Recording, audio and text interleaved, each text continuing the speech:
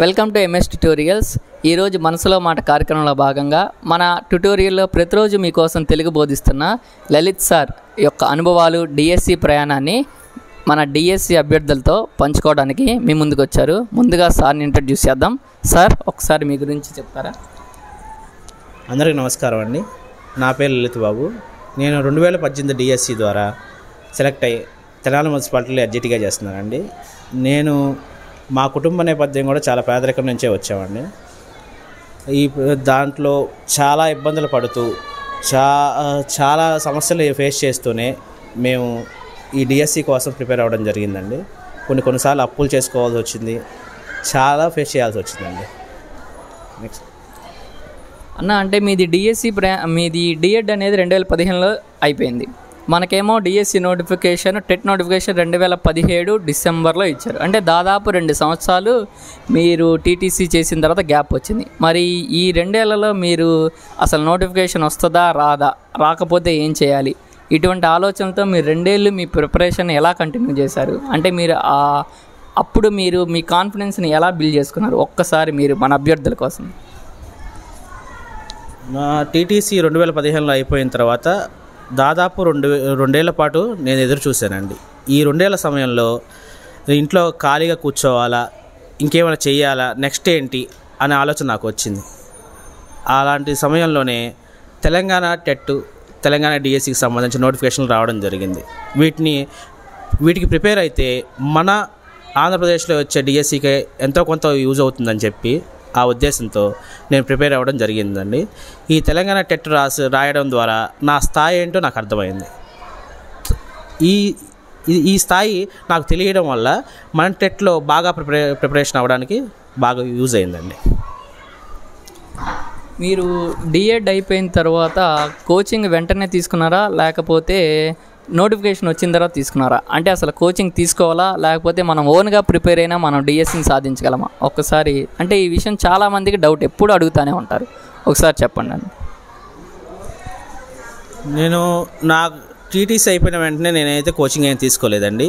ఎప్పుడైతే తెలంగాణ టెట్ రాసి దాంట్లో కనీసం క్వాలిఫై అవ్వలేకపోయానో అప్పుడు నా మీద ఒక అపనమ్మకం కలిగి మా ఊర్లో ఉన్నట్టు గతంలో డిఎస్సి రాసిన అభ్యర్థులని సలహాలు, సూచనలు అవన్నీ అడిగానండి. కొంతమంది చెప్పారు, కొంతమంది చెప్పలేదు. ఇలా కాదని చెప్పి మనం తెలుసుకోవాలి దీని గురించి అన్న ఉద్దేశంతో కోచింగ్కి వెళ్ళడం జరిగింది. 2017లో నేను కోచింగ్కి వెళ్ళి కోచింగ్ ద్వారా నేను ఇవన్నీ తెలుసుకున్నానండి. మీరు 2017 డిసెంబర్లో టెట్ నోటిఫికేషన్ పడితే 18 జనవరిలో టెట్ రాశారు. మళ్ళీ ఇంకొక టెట్ పడింది. అంటే మీరు ఈ ఫస్ట్ టెట్కి, సెకండ్ టెట్కి మీ ప్రిపరేషన్ స్ట్రాటజీని మీరు ఎలా మార్చారు? మీరు అసలు మీ యొక్క ఈ చదివే తీరుని ఏ విధంగా మార్చారు? ఒక్కసారి చెప్తారా? 2018లో ఇచ్చిన టెట్ రాసేంత వరకు కూడా నేను ఇంత స్కోర్ చేయగలనా అనే ఆలోచన నాకు లేదండి.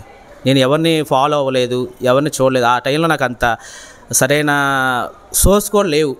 దేనైనా ఫాలో అవుదామా, ఏదైనా చూద్దామని. కోచింగ్ అయిపోయింది, వచ్చాము, ప్రిపరేషన్ స్టార్ట్ చేసాము.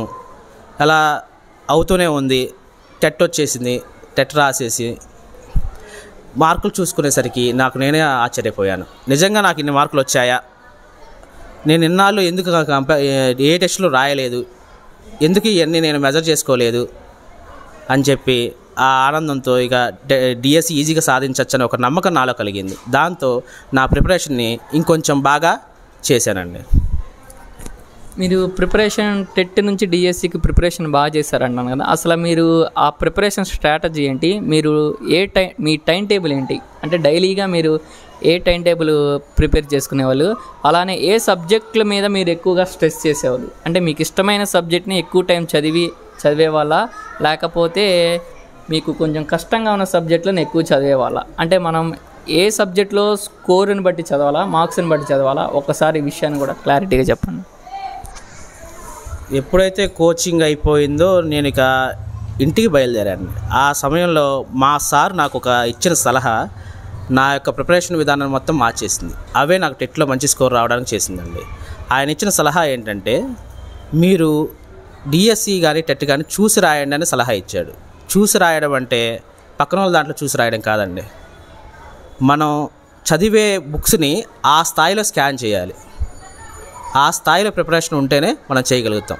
ఆయన ఇచ్చిన ఒక ముఖ్యమైన సలహా ఏంటంటే, మీరు టెక్స్ట్ బుక్లన్నీ ముందేసుకొని నానా తంటాలు పడాల్సిన అవసరం లేదు.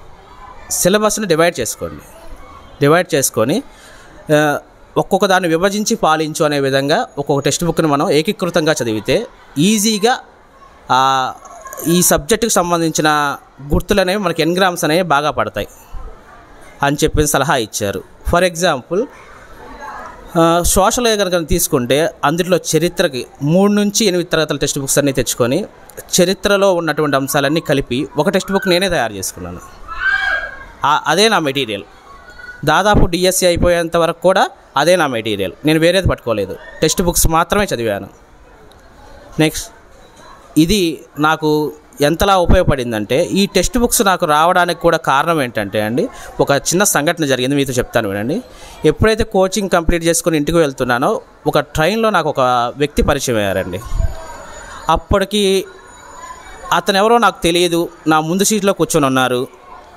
అనుకోకుండా మాటలు కలిసి అతను గురజాలలోని ఒక ఎంపీడీఓ ఆఫీస్లో ఎంఆర్పీగా పనిచేస్తారంటండి. ఆ టైంలో అతను నాకు ఒక సాయం చేస్తానని మాట ఇచ్చారు. మీరు ఎప్పుడైనా ఖాళీగా ఉంటే గురజాల రండి, మీకు కావాల్సిన టెక్స్ట్ బుక్స్ అన్నీ మా దగ్గర ఉన్నాయి, అవన్నీ చెదలబట్టిపోయే పరిస్థితిలో ఉన్నాయి, కనీసం మీకన్నా ఉపయోగపడతాయి అని చెప్తే ఆ సలహా ఇవ్వడం, దానికి తోడు మా యొక్క ఆర్థిక పరిస్థితిలో అప్పట్లో 3 నుంచి 10 తరగతుల టెక్స్ట్ బుక్స్ కొనుక్కోవడం చాలా కష్టం అండి. అంత కోచింగ్ అయిపోయింది, అప్పటికి అప్పులు పాలైపోయి ఉన్నాం. ఇక ఏమీ లేదనుకున్న టైంలో ఆయన కలవడం, ఆ పుస్తకాలు ఇస్తానని చెప్పడం, నేను వెళ్ళాను.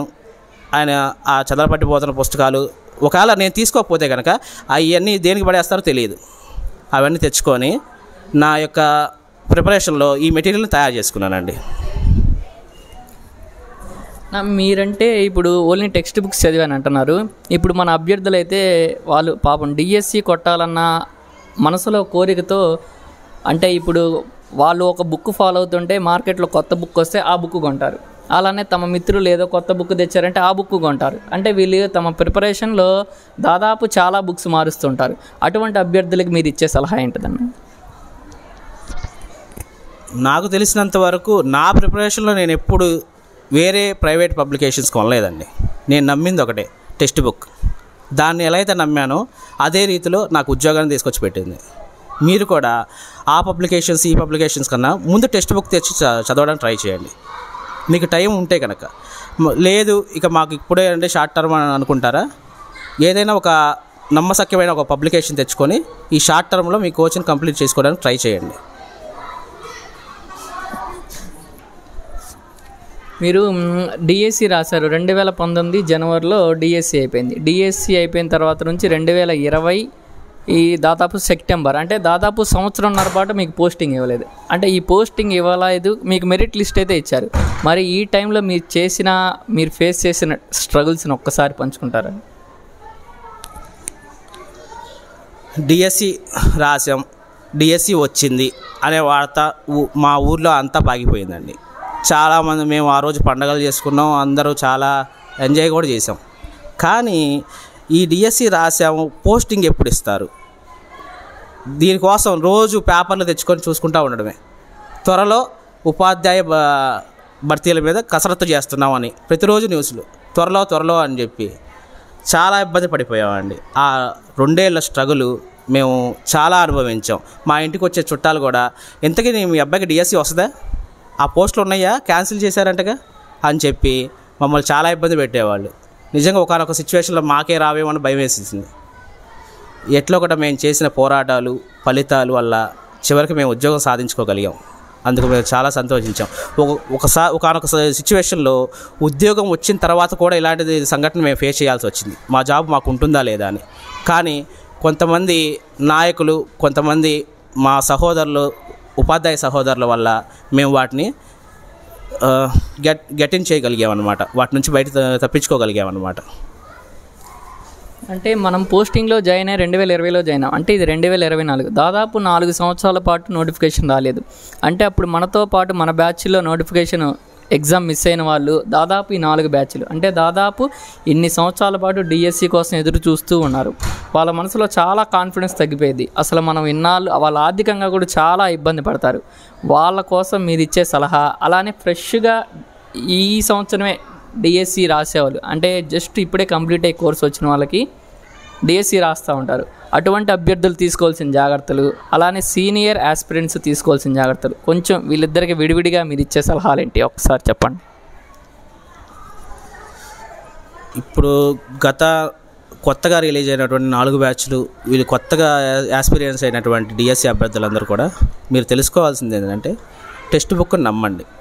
ముందు మన ప్రిపరేషన్లో మనం జాబ్ కొట్టాలంటే 5 అంశాలు ఉంటాయి, ముఖ్యమైన అంశాలు. 1 సిలబస్ ఎంతవరకు ఇచ్చాడు, ఏమి ఇచ్చాడు.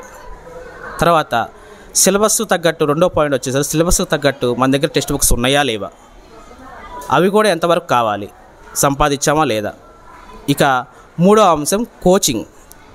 మీ యొక్క అవసరాలను బట్టి, మీ సమయాన్ని బట్టి వీలైతే ఆఫ్లైన్ లేదంటే ఆన్లైన్ కోర్సులైనా మీరు చూస్ చేసుకోవచ్చు. ఇక స్టార్ట్ చేసే ఇంకొక ముఖ్యమైన అంశం వచ్చేసరికి ప్రిపరేషన్. ఈ ప్రిపరేషన్ కనుక బాగా చేయగలిగితే, ఒకానొక సిచ్యువేషన్లో నేను ఇంటర్ అది ఫెయిల్ అయిపోయి ఏం చేయాలనుకున్న సిచ్యువేషన్ కూడా ఉన్నాయి నాకు. అలాంటి సమయంలో మా టీచర్స్ నాకు ఇచ్చిన సలహాలు ఏంటంటే టీటీసీ చేయి, నీకు లైఫ్ సెటిల్ అవుతుంది వెంటనే అని చెప్పారు. నేను దాన్ని పట్టుకొని ఇక ఏం చేద్దామన్నా కూడా నాకు చేయడానికి కూడా కష్టమే. అందుకని నేను ఈ టీటీసీ చేసిన తర్వాత దీంట్లోకి వచ్చి ఇంటర్ ఫెయిల్ అయిన నేనే ఏ సబ్జెక్టు అన్నిట్లోనూ 0గా ఉన్న నేను ఈ కోచింగు, ఈ విధానాల వల్ల నేను చాలా మారిపోయాను. ఎంత స్థాయిలో అంటే ఆ ఉద్యోగం నాకు వచ్చేసింది. నేను ఏదైతే అనుకున్నానో ఆ ఉద్యోగాన్ని నేను సాధించగలిగాను. మీరు కూడా ఈ లోలో ఉండాల్సిన అవసరం లేదు. మీ కనుక ప్రిపరేషన్ ఈ సమయాన్ని ఇచ్చిన ఈ 3-6 నెలల సమయాన్ని ఖచ్చితంగా ఉపయోగించుకుంటే జాబ్ ఈజీగా వస్తుంది. ఇక్కడ జాబు రాకపోవడానికి 80 అవకాశాలు ఉంటాయి, జాబు రావడానికి 20 అవకాశాలు ఉంటాయి. అదే కష్టపడితే మనం ఆ 80% రావడానికి అవకాశం ఉంటుంది. మీరు మీ మీద నమ్మకం ఉంచుకొని మీకు ఆరోగ్యకరమైన వాతావరణాల్లో మాత్రమే. అప్పుడప్పుడు మన పక్కన చాలామంది ఉంటూనే ఉంటారు, మన ప్రిపరేషన్ అవుతున్నప్పుడు మనం డిస్టర్బ్ చేస్తూనే ఉంటారు. వాళ్ళందరినీ అలాంటి వాళ్ళని దగ్గర చేర్చుకోకుండా మీకు ఆరోగ్యకరమైన వాతావరణంలో మీకు ఏ విధానం అయితే బాగుందో ఆ విధానం ప్రకారం ప్రిపరేషన్ చేయండి. ఖచ్చితంగా మీరు గట్టినవ్వగలరు. మీరు మా తోటి ఉపాధ్యాయులు అవుతారని భావిస్తున్నాను. అందరికీ నమస్కారం. చూశారుగా ఫ్రెండ్స్, 4 సంవత్సరాల కృషి, 4 సంవత్సరాల పాటు నమ్ముకున్నాడు. 4 సంవత్సరాల పాటు తననే తాను నమ్ముకున్నాడు. అంటే తన ప్రయాణాన్ని 4 సంవత్సరాలు కొనసాగించాడు.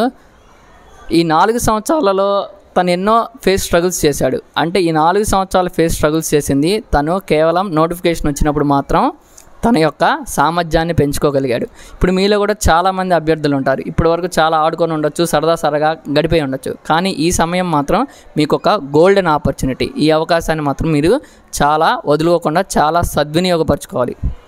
ఎందుకంటే ఇప్పటివరకు చదవకపోయినా ఇక నుంచి అయినా స్టార్ట్ చేయండి. ఇక నుంచి స్టార్ట్ చేసినా మీరు ఖచ్చితంగా విజయాన్ని సాధించవచ్చని లలిత్ బాబు సార్ ద్వారా మనం తెలుసుకోవచ్చు.